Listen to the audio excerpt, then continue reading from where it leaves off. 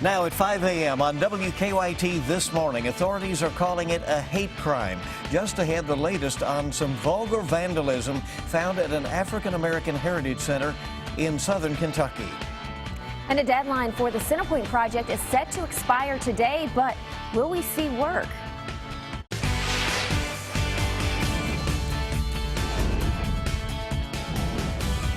This is WKYT This Morning.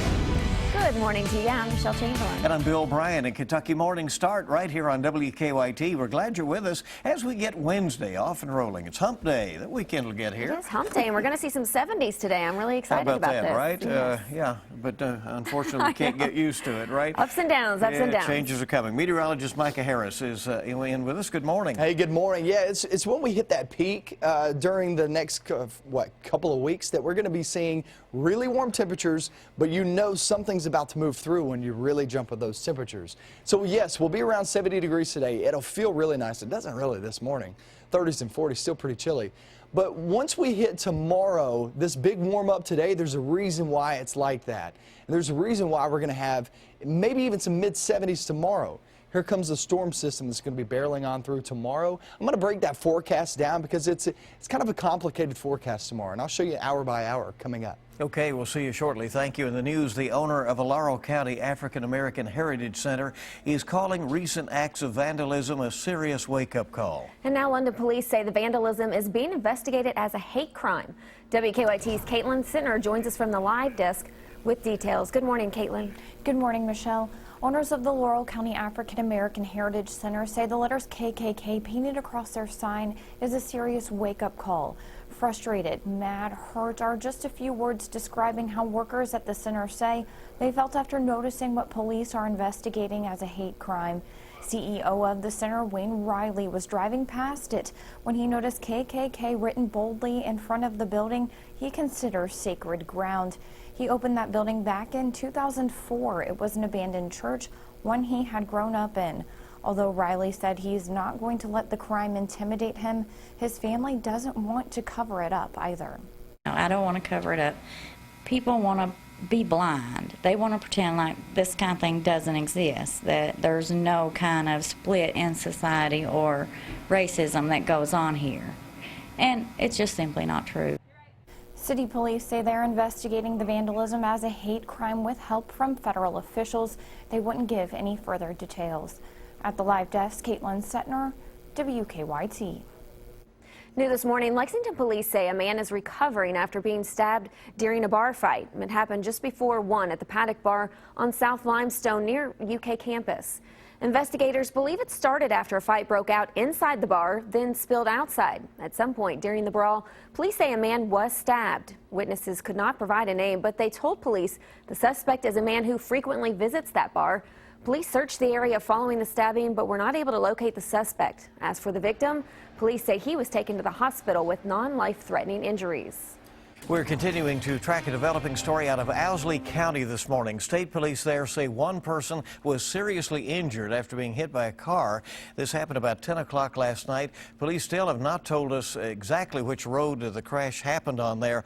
They are still trying to figure out what led up to it. And this story. Firefighters were busy into the early morning hours for a fire at Jenny Wiley State Resort Park in Floyd County. The fire was reported in the dining area of the May Lodge. At this time, we don't know how much damage the fire caused, and we are still trying to gather more information from fire officials.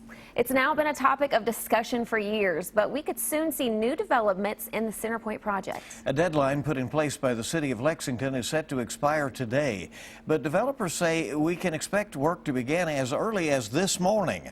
Let's go to WKYT's Mike Byer joining us live now with the details on that. Mike, good morning. Good morning, Bill. This morning, a series of extensions will expire in a 2015 order to fill in the Centerpoint block. Now, the city could fill in the hole if the Webb Companies fails not to. Now, a letter dated from February 19th to Maximum Crane Works in Bridgeville, Pennsylvania, from attorney Mason Miller warns the company that if no work on the 3-level parking garage is not resumed by today, the city will exercise its right to complete the restoration work, fill in the site, and return the property to its pre-evacuation condition.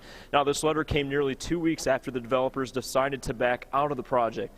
However, according to our news partner, the Herald Leader, developer Dudley Webb said in an email Tuesday that work continued at the site. An email Webb received last night from Hunt Construction said that reinforcing bars, or rebar, had been installed on several of the columns from the parking garage and that the construction company should start pouring concrete for those columns as soon as this morning. Now, as you can see, there are still many unanswered questions and concerns about this project. One thing is certain, though, no public money has been spent on Centerpoint, as it is a private development on private land. Live in Lexington, Mike Byer, WKYT. Thank you, Mike. Now, Kentucky lawmakers in the House and Senate still have not reached an agreement on a state budget. Members of the budget conference met all day yesterday, but broke off talks late last night. Party leaders are at odds over spending cuts, including to state colleges and universities, as well as how to fix the state's pension problem. Leaders of both branches say they hope to have a compromise by tomorrow.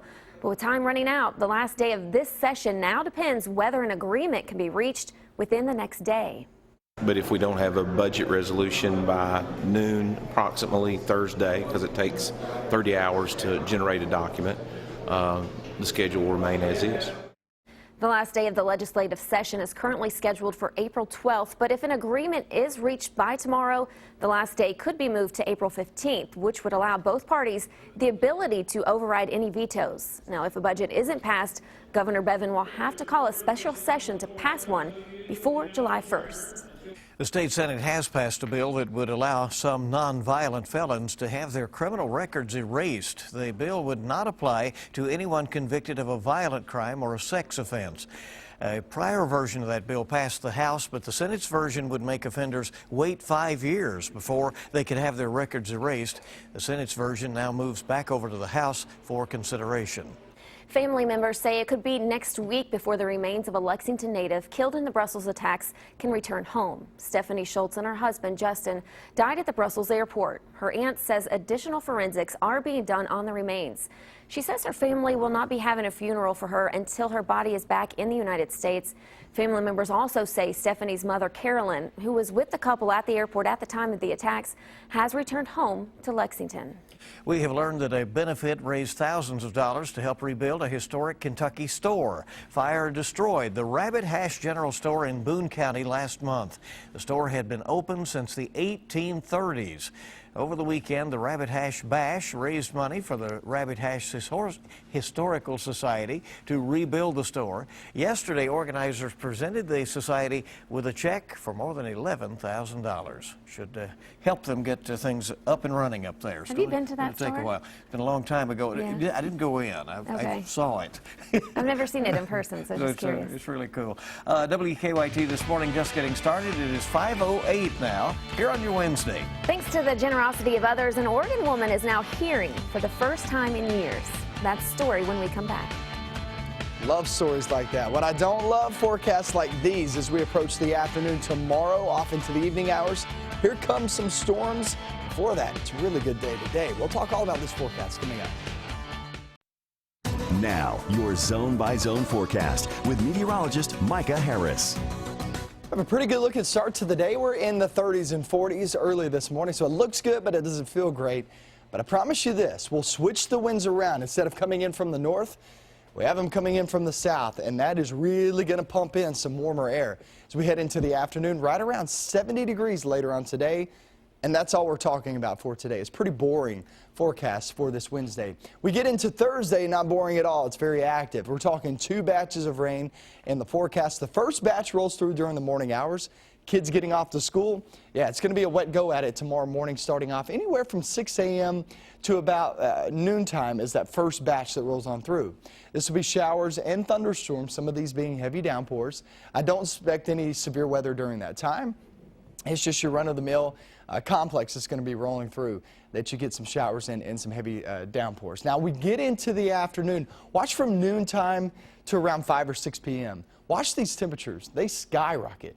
I mean, some of these models are picking up mid-70s in the forecast. So you'll get a big break, anywhere from a 4 to 6 hour break of some rain, and that allows temperatures to really jump. I mean, that is a really nice feeling day right there on Thursday. Remember, this isn't an all-day thing. You will get a big break during the day, and then watch this, 4 to about 8 p.m. Boom, there you go. There's a line of thunderstorms going to be rolling through. If we do see severe weather out of this, and it's just like the past 2 or 3 times, where the best chance of severe weather, albeit it's minimal, but the best chance is going to be 65 and back toward the west. We could get some strong storms. We could get an isolated severe storms, but for the most part, it's going to be a line of those showers and thunderstorms. It's going to be rolling on through. And then once it pushes through, we try to get rid of the rain there on Friday morning. And by Friday morning, it's over in the east-southeast, and then it moves on out. Much cooler air settles on in there on Friday. Then we look for the chance of severe weather, okay? So let's talk about that. Where is the best opportunity? I still expect that I-65 corridor and back toward the west. There's a marginal risk here for 75 and just for some of the eastern zones.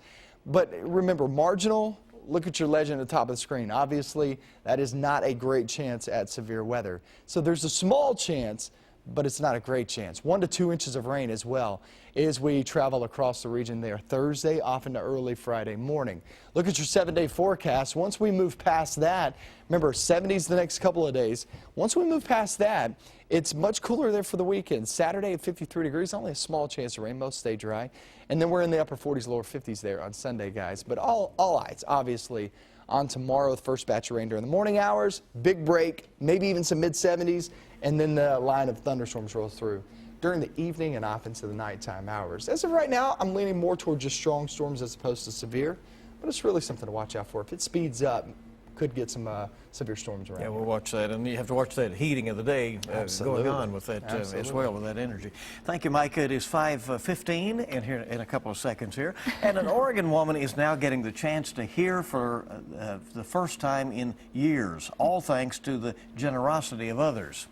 Amanda Broombaugh suffered from bad ear infections when she was younger. Now, while she received medical attention, Amanda says the infections weren't treated correctly and her inner ear eventually collapsed. Now, because her insurance doesn't cover hearing aids and she can't afford them herself, Amanda has spent much of her life without hearing. But thanks to the hearing specialist at Miracle Ear, her life changed earlier this week. After hearing Amanda's story, the organization gave her a free pair of hearing aids with free lifetime care. Amanda says her life has changed because of the hearing aids, and she says the best part is being able to hear her family once again. Pretty cool story. Yeah, it is. It's a great story with a good outcome there. Hopefully she continues to reconnect with her family in that way now that she can hear. Rolling toward 5:16 Wednesday morning on WKYT, and we're back with so much more in just a moment. We'll have a look at your money coming up. Consumer confidence is on the rise, and move over Air Jordans. The latest sneakers will set you back $4 million. I'm Brian Webb in New York. Those stories and more coming up in your Money Watch report. Good morning. Welcome back into WKYT this morning. It is 5:19 early here on your Wednesday. We're anticipating a nice day today. Yes, looking forward to it. I cannot wait. I know. Can't it just stay sunny in 70s every day? I don't know. I guess not. U.S. consumers are optimistic about the economy right now, and the 8-person Supreme Court is divided on a union ruling. And the basketball shoe that's going for millions, Brian Webb has the latest on your money. Consumers are feeling more optimistic about the economy this month, according to a private survey by the Conference Board. It showed that a rebounding stock market helped the Consumer Confidence Index up from a score of 94 back in February to 96.2 in March. U.S. stocks climbed after Fed Chair Janet Yellen said the central bank would move cautiously on interest rate hikes. The Dow closed up 97 points. The Nasdaq gained 79. Public sector unions in more than 20 states can continue collecting fees from workers who choose not to join. The Supreme Court was divided 4-4 and leaves in place a ruling that allows unions to collect so-called fair share fees from workers who are not union members. The case would have likely been overturned had Justice Antonin Scalia not have died. And move over Air Jordans. The signature Dwayne Wade sneakers will set you back a hefty $4 million. The shoes are studded with hundreds of white diamonds and sapphires, but the high-priced high tops were designed for a good cause. Proceeds will go to the Souls for Soul charity that donates shoes to the less fortunate around the world. And that's your Money Watch report. For more, log on to cbsmoneywatch.com. In New York, I'm Brian Webb. So my question for you, Bill, had you bought those shoes, would you actually wear them? Or Couldn't they just... afford them. Well, say you could. Would you wear them, or they would just sit in the box? No. No. They'd sit in a box. For you to admire, Well, huh? it'd be everything you could ever come up with to get those. 5:21, our time on WKYT this morning, and we are back with a lot more news for you here on your Wednesday in just a moment. Sports is next. A lot of basketball to go over with you. Tonight is the McDonald's All-American high school game, and UK is well represented. And a former Wildcat has found a new coaching job. I'll tell you who it is coming up in sports.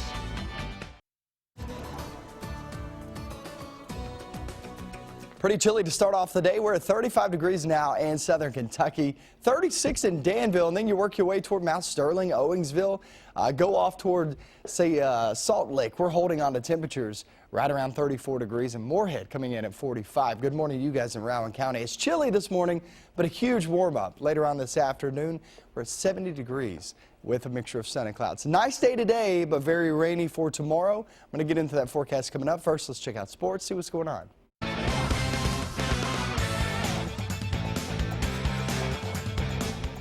24 of the top high school players in America are in Chicago tonight for the McDonald's All-American game. 4 of the players are headed to UK next season. Malik Monk will play for the West team, while Bam Adebayo, Sasha Kalia-Jones, and De'Aaron Fox will play for the East. Those 4, along with Winion Gabriel, make up the top recruiting class in the country. I mean, it's 4 of us this year. Could have been 5, but I mean, it's 4 of us, and we're just getting to know each other more. I mean, I knew Bam and I knew Malik, so I'm getting to know Sasha a lot more. I mean, I took my official visit. I think he was on his. I think he was on the unofficial, but we're all just getting to know each other. Then me, Sasha, and Bam are on the same team, so we're able to develop more chemistry together. I know how Fox and Bam play because I played against them a couple times, but we get to actually gather a lot as Kentucky players after practices and all that, so we have a lot of fun. Tyler Eulis, a consensus All-American. He was named that yesterday to the Associated Press first team. The 5'9" Eulis is the shortest All-American since the 5'9" Johnny O'Brien of Seattle in 1953. Eulis is joined on the first team by Buddy Hield of Oklahoma, Denzel Valentine of Michigan State, Bryce Johnson of UNC, and Malcolm Brogdon of Virginia. UK's Jamal Murray named third team All-American by the AP. Travis Ford was out 11 days ago at Oklahoma State last night. He was named the new coach at St. Louis. The school was considering Kevin Stallings, who ended up going to Pittsburgh. Ford spent 8 years at Oklahoma State, going 155-111. The Cowboys were just 12-20 this season. And in Columbus, Ohio last night, the United States men's team needing a win over Guatemala to have a chance to make the World Cup in 2018. Clint Dempsey scores just 12 minutes in.